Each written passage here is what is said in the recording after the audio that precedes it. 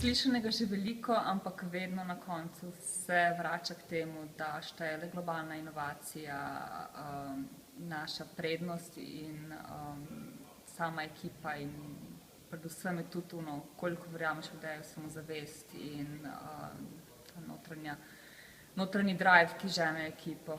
In temu primeru bo se tudi v bistvu prilagodila prezentacijo. Tako. V kolikšni meri, če lahko rečemo, se pravi na osnovi tega dvodnevnega dela, zdaj bo se odšla domov, 10 dni je časa na voljo za pripravo na demo dan.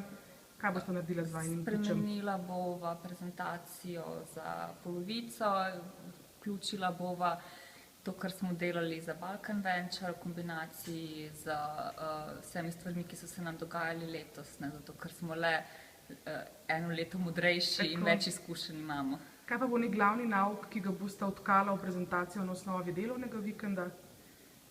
Verjetno izpostavitev tega, da je kaj v bistvu... Tako, izpostavitev naše konkurenčne prednosti svetovno gledano in...